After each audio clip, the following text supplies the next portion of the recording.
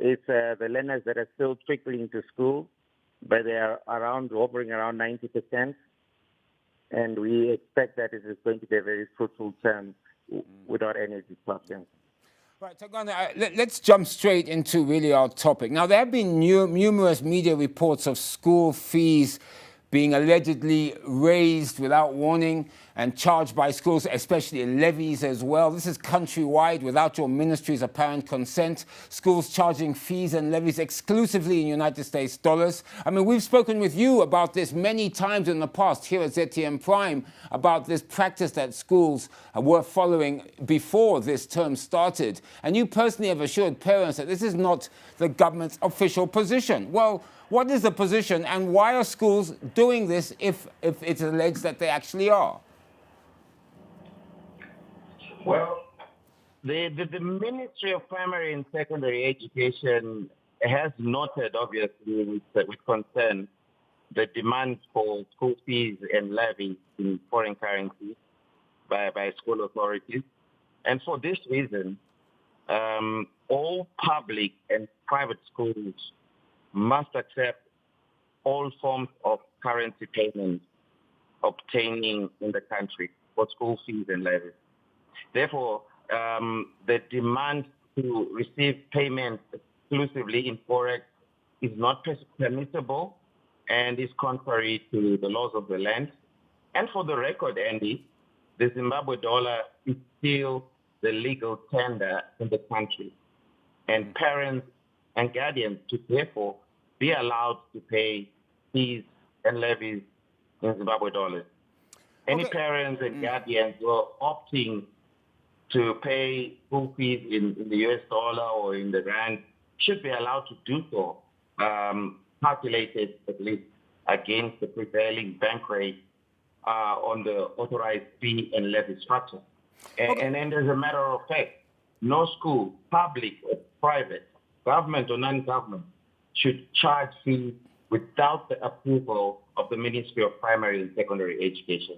Tangana, let me jump in. So, okay, let's get this straight. Let me be clear. So parents in Zimbabwe are or should be allowed to pay whatever school fees and levies levied by a school in Zimbabwe dollars. Fine. But, Tangana, we have spoken about this in the past, and I think I have raised this as a question to you in other programs here on ZTM Prime, and you said exactly the same thing. But the practice is still happening, and basically it appears that your ministry, as much as you say that then the parents have to pay or should be allowed to pay in Zimbabwe dollars, doesn't appear to some critics that you're doing much about it. What would you say to that? No, we're actually doing a lot about it. You will be surprised that we've been very busy with reports from parents and guardians over this week, from Monday right up to today, getting reports of schools around the nation. Those that are using the parallel market rate, we have immediately made sure that they revert to the prevailing interbank rate. And we are so strict about it, and most of them have actually been corrective. We have gone out to schools, we've sent our district offices, our provincial offices, engaged the school heads, the bursars, to ensure that they adhere to the laws of the land. So in essence, your message to parents is clear. If a school does refuse to accept Zimbabwe dollars or charges you at a rate outside of the official auction rate, they should do what? Immediately come to the ministry? What should they actually do? What can they do to get this remedied? They should immediately advise the Ministry of Primary and Secondary Education, perhaps through even the district offices or the provincial offices or the head office, and if need be, even use our platforms on Twitter, on Facebook, and get in touch with us. All right, thank you. Sifiso, your union has long complained about the working conditions of your members, complaints basically around pay, salaries, take-home allowances. But I will get into that a bit later about the depth of that. But some say that it may just suit your members for schools to charge in US dollars, because hopefully if schools get US dollars, possibly the teachers may also get US dollar fees. I mean, what is your stance? Does your union support the ministry's stance that parents should be allowed to pay in Zimbabwe dollars? I'm extremely worried when the ministry takes policies as an end and not a means to an end, and we have a ministry whose capacity to analyze the economic situation is limited because they don't have that capacity to understand the economics of education in the schools, which are forcing parents and the school authorities to come to a level where they decide that they should now charge in a stable currency, which will continue to reserve the value of the money. I was at a school last week which had toilets that had broken down, and the fees that had been paid by the parents could not sustain the repairs of the toilets at the school. And yet children were opening schools, and they were supposed to be in the school so that they can receive a sanitary care which is good. So, Peter, this sounds like you're actually saying that you believe that US dollar fees are okay and parents should pay in US dollars. Is that what you're actually saying? In my view, this economy has dollarized, and therefore it is foolhardy for anybody to believe that the parents are not ready to do so, particularly where they have got to go into an agreement as a school body, and then they set up their figures. It is not correct for anybody, therefore, to come in between them and say, you can't pay this fee because the policy says don't pay. Look, okay, you have your point of view, but what about those parents who are only earning in Zimbabwe dollars? All they have is Zimbabwe dollars, and for them to pay in US, they've got to go to the parallel market, they've got to trade at the parallel rate just to come and pay. I mean, surely I should be allowed as a parent to use my fiat currency to pay for goods and services within my own homeland. I'm a parent also at a school. And when we sit down as a parents' assembly, the agreement is this is what we are going to charge. And this is the rate that we're going to use. And if we are hedging ourselves, we are protecting the lives of our children at the school. This is what I have seen happening. But if somebody therefore believes that, then parents are making a wrong decision and we are going to do it, I think we are merely doing some political stunts which will not help the development of education in the country. All right, Charles, let me ask you the same question. Again, your union has also been side by side, I assume, with Sifiso's union, talking about pay and conditions for your members. But let's talk about school fees charged in US dollars. What is your union's view? Do you believe that parents should be allowed to pay for schools and levies in Zimbabwe dollars? Well, we cannot put the blame on the schools because they are not living in isolation. It's a fact that we have to understand as a nation. The goods and services that they need for the school to run smoothly are charged in US dollars. And we all know that the Zimbabwean dollar is not stable. Therefore, a stable currency is needed. At the same time, as teachers, we are also parents. We have to pay these fees. We are paid, we have allowances in US dollar, but those are merely for survival.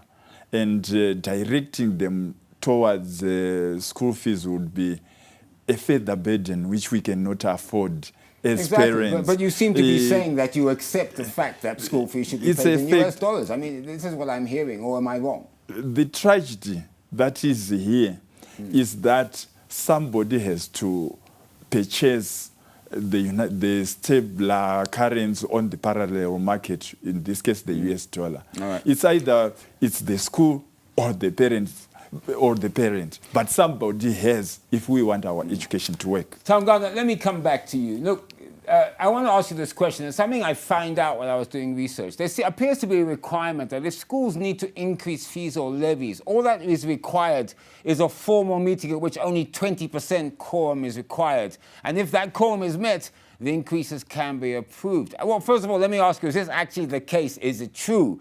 And if it is true, do you think that the 20% quorum is too small and this may need to be reviewed because it doesn't encompass really the totality of parents at an institution? Well, the issue of the quorum, the 20% quorum, remember, they can attend as 20%, but there should be a majority who vote for the new fee structure or a new fee structure.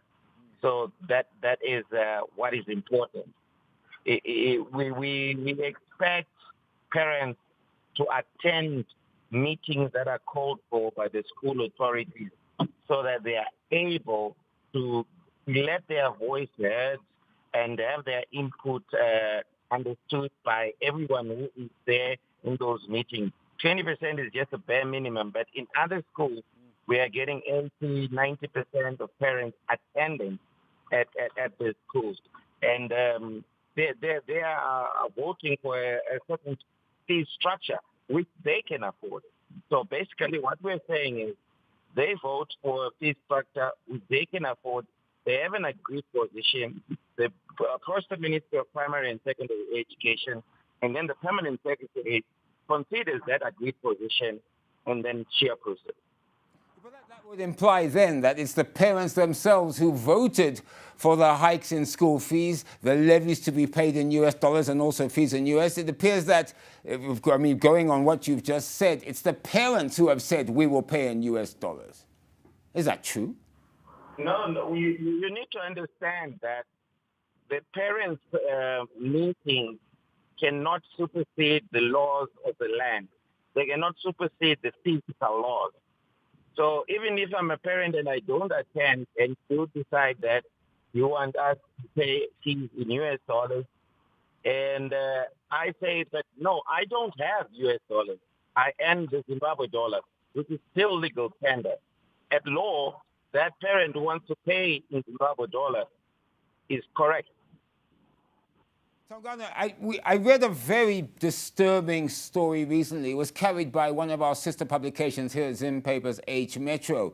They reported that some parents were arrested at a prestigious school in the capital city, Harare, for disorderly conduct. Reports indicate that they were in essence inquiring exactly about our topic today, fees, levies, and US dollar payments. Tongana, have we reached a point that parents allegedly inquiring about the cost of fees can be arrested? I mean, what have you heard about this particular case?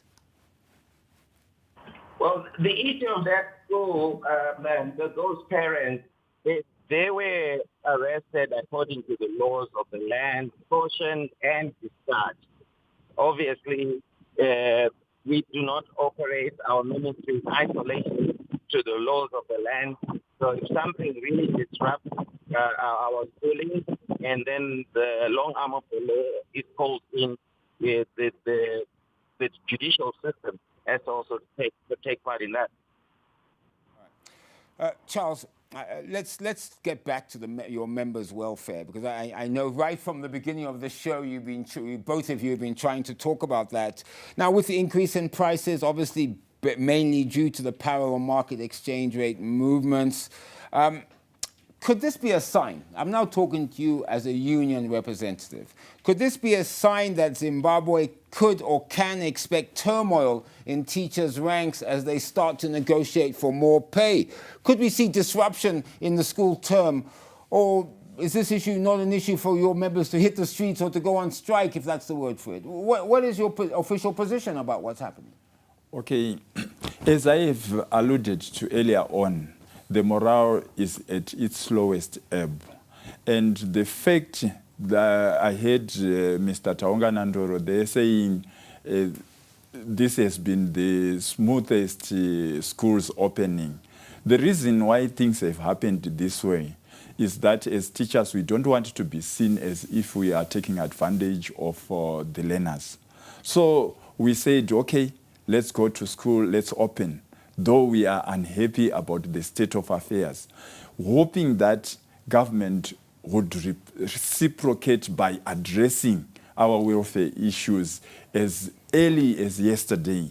Because yes, we have received an increment, but to tell you the truth, the increment that came in April left us worse off than we were before that increment, because things then happened in the market so fast that the money that had been announced actually came when it had been overtaken by events. Okay, but let me ask you directly then. Are you saying that your union would right now rather give dialogue and communication with the parent ministry a chance and not really be calling for your members for industrial action, or is this something that you're still polling your members currently? what happens, the situation is not like as leadership we tell our members what to do. No, so I said They are polling actually then. the people who then direct us. And the message that is clearly coming from our members is that we have given dialogue a chance for far too long. Now we have shown goodwill by reporting for duty. All what our members want is to hear what the government is going to give us in return. So Failure to do that, it's not that we don't want Failure to do that could lead to what? Could lead to people becoming incapacitated, unable to attend to work. It's not like we are saying we are not going to work because we don't want to. We are unable to report for duty. Sifiso, I have the same question for you, of course. And, you know, obviously with the instability, parallel market rate prices going up of basic goods and services accepted by Zimbabwean's government, can we expect to see teacher turmoil in the near future?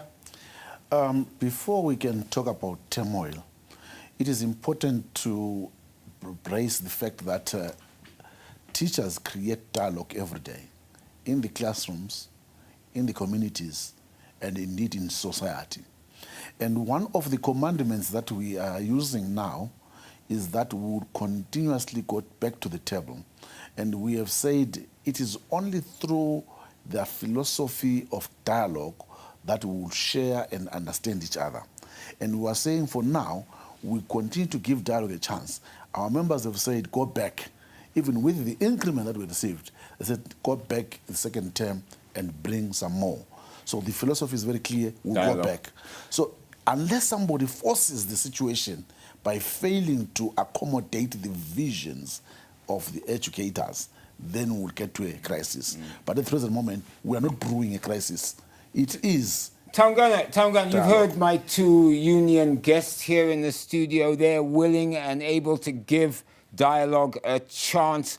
But I mean, looking at your budget, your 2023 budget for the Ministry of Primary and Secondary Education, I mean, are you able, number one, are you able to meet some of the expected wage pressures and wage demands that your teachers may come to you with? And I know you have been listening and talking to teachers. In fact, that's a fact that me and you have discussed recently. Have you started to consider bringing teachers back to the table sooner rather than later to start talking about some of these economic package issues? Thank you very much for that question, Andy. But you will appreciate that I would like to keep in my lane. We work as the whole of government, and other arms of government are responsible for conditions of service and remuneration for our teachers. But be that as it may, the Ministry of Primary and Secondary Education has always continued to lobby for an improvement of the conditions of service of teachers, not just monetary conditions of service, but even services like where they live, their staff cottages, the water that they have, the electricity, and all other amenities. So we continue to lobby for an improvement for their service, but other arms of government are then responsible for the overall conditions of service package. Andy, we cannot allow Ministry of Primary and Secondary Education to escape with META. They have a portion where they are responsible. And this is where they have got to supplement the wages, the salaries, the incomes of teachers through responsibility allowances, through acting allowances for various departmental heads. And that is where we want them to focus and address. And if need be, we should be joining hands to go back to Treasury and ask for more and a supplementary budget to support that kind of demand. So that responsibility lies squarely on their shoulders. So, and that is you heard that from Sifiso Ndlovu. He says, don't shirk your responsibility. There are some things you can do. I heard what the good doc said, but we have not reneged on that. We are providing the allowances for all those in acting capacities. We are providing allowances for those who have to travel to workshops and conferences. We have not had any complaints in that regard. So we are doing our part. But the case that is before us here from the teachers' unions, both ZIMTA and PTUZ, is really about the overall conditions of service of teachers. But otherwise, in terms of the other amenities that we provide for our staff, our teachers, our schools inspectors, our heads to do their duty, we are providing for that. Now, Maybe I wanted to come in and say, in as much as Mr. Ndoro can say that they are doing what they are supposed to do, we would have expected the ministry to engage us and dialogue with us. I would like to express our worry as a union. Since the appointment of Dr. Evelyn Ndlovu as the Minister of Education, we have only managed to meet her once. That was just after her appointment. We would like to be engaged, even if they come to us, whilst they are saying the responsibility for our welfare does not lie on their shoulders. They should dialogue with us to say, yes, we know this is the situation and we are going to help you to advocate. I'll let you answer that question in a minute. But before I do, Charles, I need to ask you this. Critics contend that your unions, I'm going to ask you the same question. They contend that your union's demands on the salary and expectations of your members are unrealistic and unattainable. And I quote this. They say that you are in fact negotiating with the knowledge that your demands will never be met by government. What do you say to such criticism? I will say it's baseless. We are considering what our country, the structure of our country. We have a place where we are coming from. I want to state that in 1991, that's when I joined the teaching service, teachers at that time were earning a salary which was 15 times the PDL that was there at that time. Now, if you look at today's teachers' pay, it's less than a quarter of the PDL that is prevailing. No, but you say... That's one point. Allow me to, please. to further clarify. Then if we look, Zimbabwe is not a poor country. We have people with money, we have resources, natural resources of all kinds. That what we see as lacking is the willpower. For example, why don't we say we have mobile companies that are making a killing even though the services are not good enough? We have mining companies that are making millions. We are saying, why does not government levy them at least 1% of their profits and direct it towards an education fund to make sure that our education system survives? This is not something that cannot be achieved. What is needed is that is people who are willing to have things done. But I want to bring you in here, Sifiso. Tangana, don't worry, I'm coming to you. Sifiso, in a recent interview with me right here at ZTM Prime, you said that your union had calculated the number, and the number for your members was 840 United States dollars. That was a couple of weeks ago. Again, let me ask you as well. I mean, do you really believe government can pay you 840 US dollars each? Do you think, I mean, are you not negotiating from a position where you know that they're not going to give you what you're asking, or is that not the case? And I'll take you back. I've been in education for the last 44 years. Get me right, 44 years. And when I started education, we were the middle class of education, of workers in government.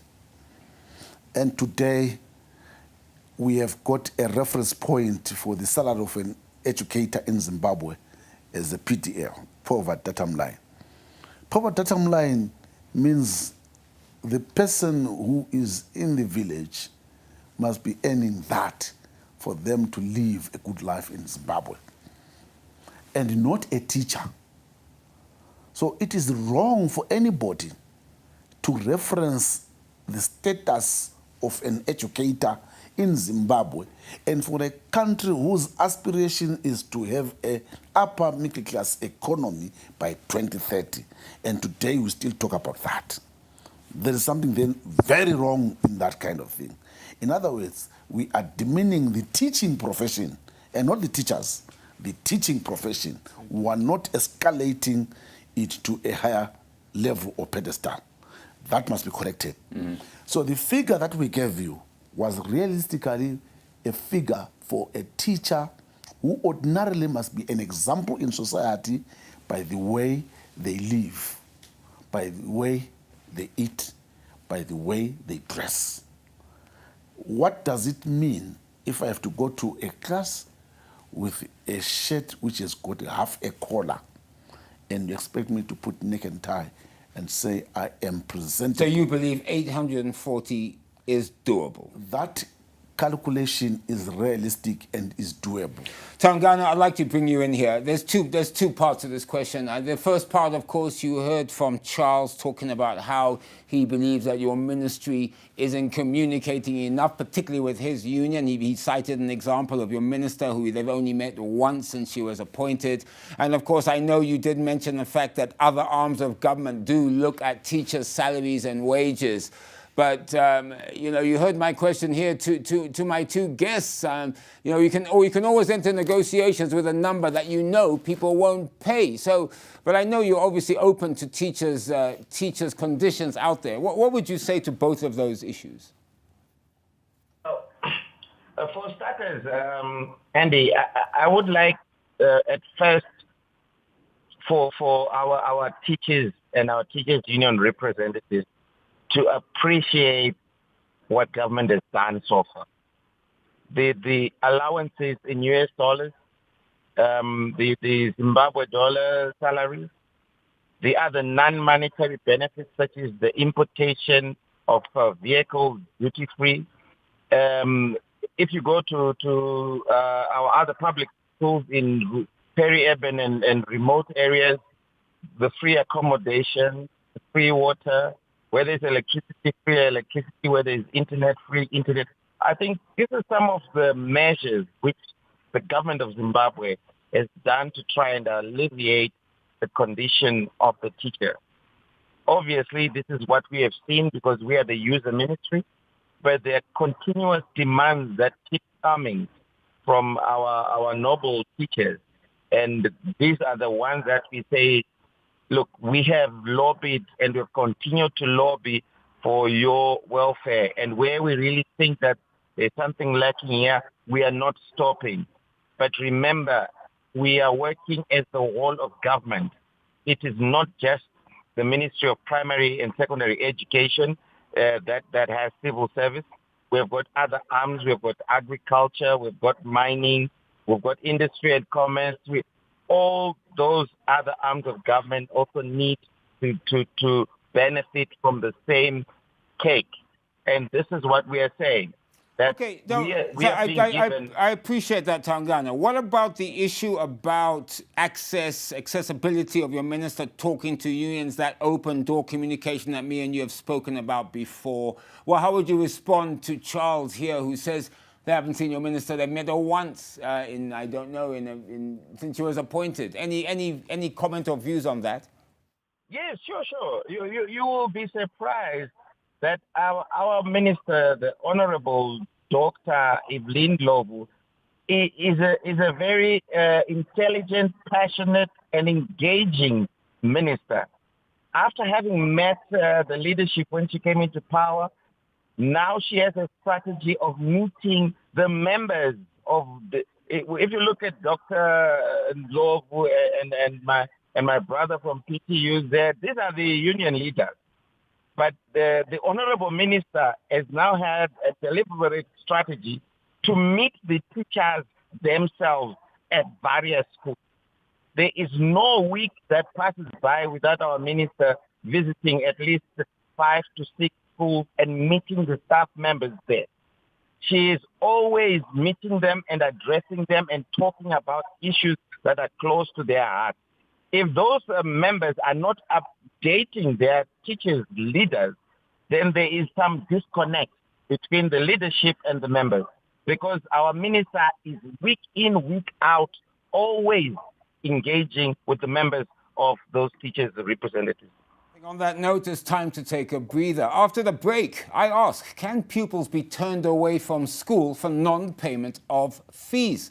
Are schools, parents and the government able to afford or provide all teaching materials required for learners? Does the school curriculum, which is currently being reviewed, incorporate input and concerns from all stakeholders? You're watching The Chase, Zimbabwe's premier current affairs program. Our discussion, US dollar fees, are schools justified? Don't go away, The Chase. We'll be right back.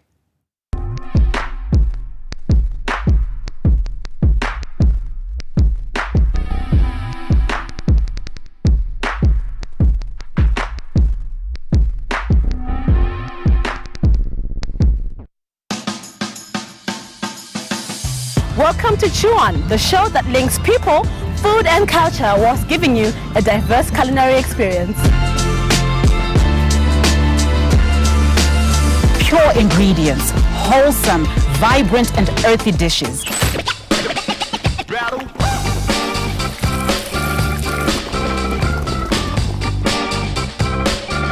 When you get all the elements together, it all sings. That's what Zimbabwean food is all about.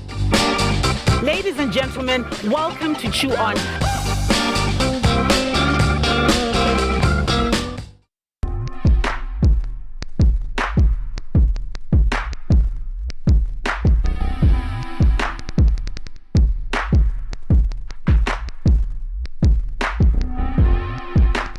Welcome back. You're watching The Chase, Zimbabwe's premier current affairs program. This is ZTN Prime, broadcasting to you from ZTN Studios in Harare, Zimbabwe. Our discussion today, US dollar fees, are schools justified? Taungana, you again, and I'm going to keep quoting you because I've spoken to you so many times about education because it's close to my heart. You said to me numerous times that no pupil shall be turned away from school on account of non-payment of school fees. Most schools, it has been reported, however, are turning away pupils due to this very issue. Is not the real situation on the ground completely opposite to what your ministry is actually saying? And is your position more of a wish than a fact, or not? Actually, our position has been very clear, and we would like to reiterate it. Even the Honorable Deputy Minister, Honorable Edgar Moyo, was in Parliament yesterday also saying the same. No pupil is supposed to be sent away on condition of non-payment of fees. Remember, the issue of fees is a contract between the parent and guardian and the school.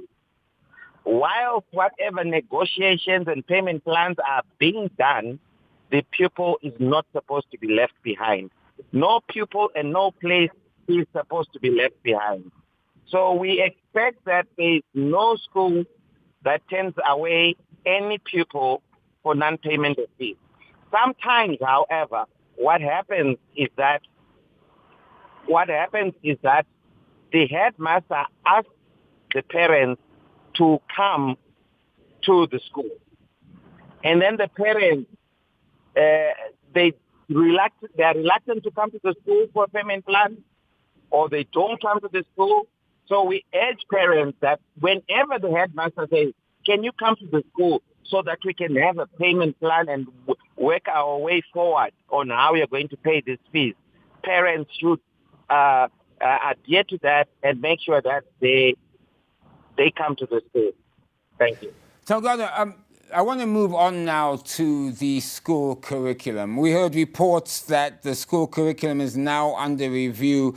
Can you update us on progress made to date, the stakeholder meetings that you and your ministry have held throughout the 10 provinces in Zimbabwe, and if they have started some or any of the issues that have been raised? Is it too early to talk about this? Have you started the process? Yes, we have started the process in earnest, and we have been meeting a number of stakeholders. We've been meeting parents. We've been meeting people in the various provinces. And one of our key highlights was that we met the members of the media. We met members of 36 media houses to make them understand what the curriculum review process is all about. And we're continuing to do that. Some of the issues that have continuously been raised is the issue of the continuous assessment learning activity, which is part of the continuous assessment framework, which is part of the competence-based curriculum. So, Yeah. your candid assessment of the new school curriculum and its apparent review, you heard what Tarangana said, the process has started in earnest. Is it good or bad for our children? But I suppose more importantly, we've had this discussion as well. Are your members equipped to teach it right now as we speak? The new curriculum is now being updated. Is the right thing to do. And we all must be involved as Zimbabweans. Statistics has it, that is from the World Economic Forum, that by end of 2025, we will be losing 85 million jobs throughout the world. And 97 million jobs will be created. So in other words, artificial intelligence will be introducing new jobs, and therefore that invites new skills. And when we talk of the new skills, what is coming out now is that we need skills like creativity, leadership, and flexibility. These are soft skills that learners This of entrepreneurship today, that we're talking yes, about in our country. This is what we must have, so that the learners can be adaptable to changing circumstances that they find in the environment. And now, then the question is, are we ready? It is in the assessment of the soft skills that the application of this curriculum we updated lacked. What did it lack? It lacked teacher preparation. That meant that all teachers were coming in now as assessors. And because they were assessors, they should have been raised in terms of their capacities to the level of ZIMSEC, because they were complementing the summative tests that ZIMSEC was giving. And that put together was bring out the mark for the learner. Okay. And that alone was lacking in the teachers. Up to date, I don't believe that the assessment we were doing was genuinely assessing the outcomes, which were these skills we wanted, because we are not asking for reputation or knowledge for the sake of knowledge to be repeated in the examination. So you're This saying is the weakness that we saw. curriculum, review of curriculum, good. It's now a question of the gaps that need to be found between the curriculum and, I suppose, the understanding of your teachers or the rollout of it. Is this in essence what you're the saying? rollout, the framework. The now framework. must be All right, Charles, revisited. what does your union think about this? Yes, we welcome the competence-based curriculum. This is what is needed exactly. However, we have our own reservations, like my brother has just alluded to. The competence-based curriculum requires a prepared teacher who has the requisite skills for them to be able to facilitate learning in schools. And this has not been well addressed as we would have So you're saying wanted. that some of your members don't have the required skills? This is what you're What I'm saying is that they are not well equipped. Okay. Perhaps They haven't been because trained to do it. Yes, what we need is for it to work. There's a lot of input that is needed in terms of resources, materials that are required, and also ensuring that the teachers are well trained for it. The other tragedy that we see out of all this is that perhaps it is because the policymakers are not considering a lot of things, perhaps because of the inheritance of a previous system which was only based on the theoretical side. Let me bring Tarangana in. Tarangana, you've heard both the unions' support of the curriculum. I think they kind of, I think we may have just, we're getting back. I think we've just lost Tarangana, the spokesperson, Ministry of Primary and Secondary Education. Now, Sifiso, I think on that one, while he is coming in, so that this becomes a very important program, because this will also fill into the consultation, I suppose. The framework that we are building now should collapse the 9 learning areas that were introduced. And our proposition is that to bring up to 4 learning areas, because what turned out to be was that those learning areas were really then defaulted to subjects, and this is unfortunate. And so we couldn't therefore assess the learners effectively. We went back to mathematics as taught in isolation and as a jacket of information on its own. And that was the weakness we saw. So there should be. And then in the framework, a deliberate, continuous professional development for educators must be done. And there must be a So there's constant learning of the teachers. Yeah. Which must be done in nexus with the Ministry of Higher and Tertiary Education, Science and Technology Development. Okay. That is missing. And as long as we don't have that connection between MOPS and higher and tertiary education in the teachers that we're developing and the continuous development of teachers, who should be certificated that they understand this curriculum. Tongana, I hope I have you back. Are you back with us? We've lost him. We'll try and get him back. Unfortunately, he is travelling, so it's great to be able to get him. Charles, yes, you wanted to? I wanted to weigh in and say the 21st century requires learners who are problem solvers, who will be able to, who are innovative and who have all the necessary skills to compete in the global village that the world has become. And I think it is important for policymakers to ensure that we are well equipped and that we desist from leaning towards theory and ensure that if a learning area is practical, let it be practical. I'll give you an example of what is currently obtaining, like my brother Sifiso here has alluded to. We have a subject or a learning area, agriculture. Agriculture is not only to be learned in school, but it's a source of livelihood for a nation. We have known for a long time that our economy has been agro-based. But the prevailing situation at the moment is that we have learners who are being taught the theory. If you want to grow this crop, the spacing is like this, you must add fertilizer. This is only, they are being told, but they are not doing it. Yeah. And at the end of the day, they write the examination. Even if we are to look at the continuous assessment, you will see that perhaps more of it is about research and writing. And yet, agriculture requires us to go into the my field. understanding, talking to the ministry and even to both of you gentlemen, is really colour is about trying to identify the strengths or weaknesses in the pupil so that you can guide them on the right path. Unlike now where you sit and you write maths, English, history, and if you're bad at them, you fail and you're off, you suddenly can't go any further. But if I'm good at woodwork, if I'm good at carpentry, if I'm good at farming, I should be thrust into those sort of channels to make me then be entrepreneurship. I mean, that is the idea behind it. But of course, the gap seems to be the cost of it. The cost of the skills of the teachers, the equipment, the equipness of the teachers to do it, and also the amount of money that it does cost to do it effectively. Is that not a true assessment of colour? And the worst comes when the current understanding by authorities is that there should be an end result at every term for the 9 learning areas. If you multiply 9 by 3 and you are carrying out a project or research, you may have to do 27 researches as a learner at a primary school level.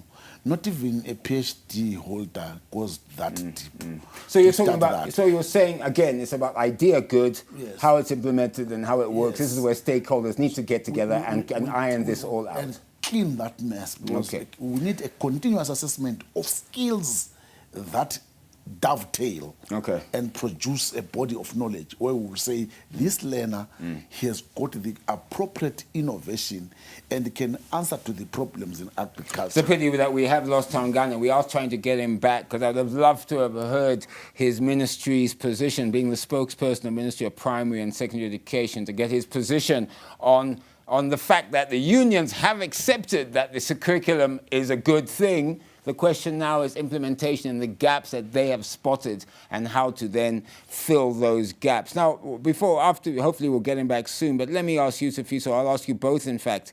There's been reports that teachers are getting paid incentives by certain schools or parents, and also, of course, the ministry put a ban on extra lessons for payment of extra lessons. And I think teachers in a way don't seem to understand this, because some parents say, well, look, if my kid is behind, I want to pay for extra lessons to catch them up, because it's hard to do it in a classroom full of 30, 40 kids. So maybe your union's position on this issue of incentives to teachers and extra lessons, because some may say, why pay incentives to a teacher for just doing their job? It is as good as asking a doctor, why should he go to a locum? Why should they perform an extra duty when they are not at Paralinyatwa or at Impilo Hospital? There is not discrimination. Teaching is the mother of all professions. Why should we be allowed to lag behind? If teachers can apply their skills at their extra time, at their own time and pace, they should be regulated in doing so. And how do you do that? You do that by professionalizing the teaching so that it can set its own policing and regulatory framework which will govern the teachers. And they, as it were, they can then enter into a covenant with the community that they will deliver quality education to the learners when they're in class and even when they're outside class. So I don't want to call it incentives. I would rather call it, if they're doing extra work, which is beyond.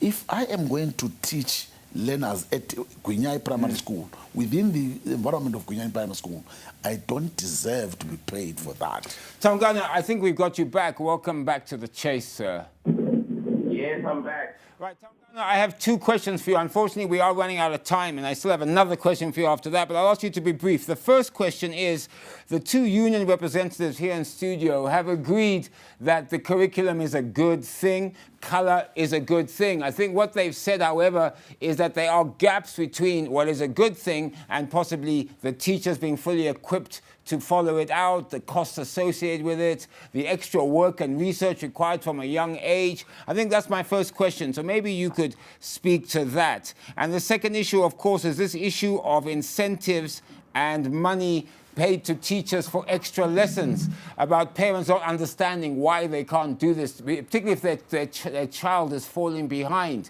So I suppose just briefly the rationale behind your ministry's position on those issues. All right.